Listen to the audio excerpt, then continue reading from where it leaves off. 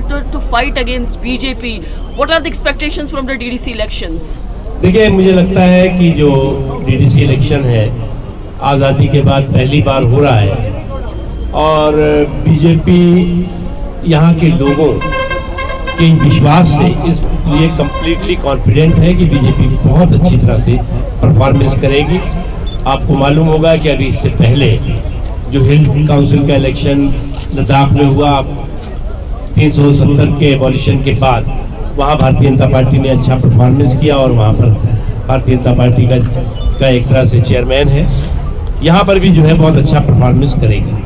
देखिए, एक चीज़ मुझे जो लगता है कि जम्मू कश्मीर के लोगों के विश्वास को कमज़ोर करने के लिए, जम्मू कश्मीर के लोगों के में भय और भ्रम पैदा करने के लिए ये गुपकार डिक्लेरेशन जैसा कुछ षड्यंत्र हुआ है, जिसमें कि कांग्रेस पार्टी कभी हाँ कभी ना वाली बात तो जरूर करने की कोशिश करती है, लेकिन वो अपनी ही चतुराई के चक्रव्यूह में फंस चुकी है और उसका नतीजा है कि आज वो कभी उनके कोई नेता ना कर देते हैं, कोई हाँ कर देते हैं और फिर इनकी पोजीशन ये हो गई है कि नाना करके प्यार तुम ही से कर बैठे। गुपकार डिक्लेरेशन डायनेस्टिक और डिस्ट्रक्टिव पॉलिटिक्स का डेड डिक्लेरेशन साबित होगा।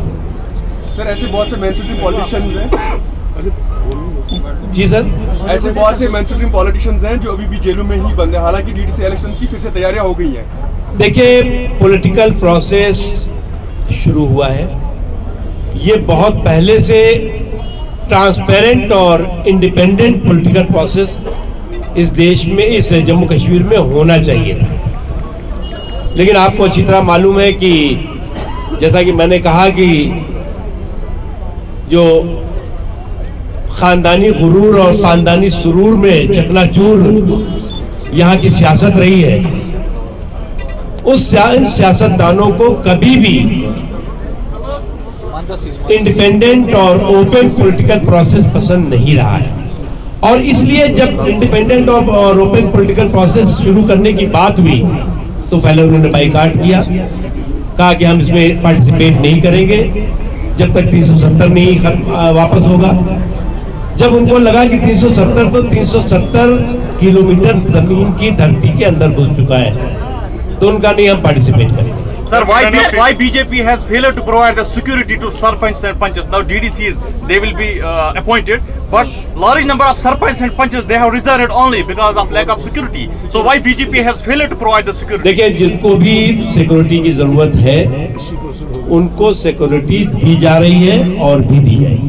Sir, Umar Abdullah yesterday has आपका आर्गुमेंट था कि यहाँ पे कई सारे लोगों को इससे मुश्किलात हो रही है, जैसे फॉरेस्ट राइट्स एक्ट को लागू नहीं किया जा रहा है।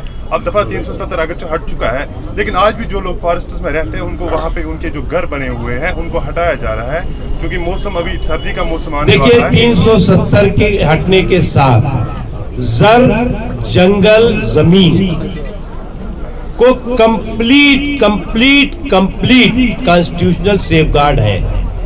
जर समझते हैं ना, जंगल समझते हैं ना, जमीन समझते हैं ना, तो जम्मू कश्मीर के जर जंगल जमीन को 100% उनका सेफगार्ड है और रहेगा और किसी तरह का कोई कंफ्यूजन नहीं होगा। Sir, they are still being forced कि वो इन इलाकों से जाए और वो भी जो एसटीज हैं वही सिर्फ जंगलों में रह रहे हैं और उनको फॉरेस्ट राइट कोई नहीं जाएगा, जो जिसकी जमीन है वो वही रहेगा।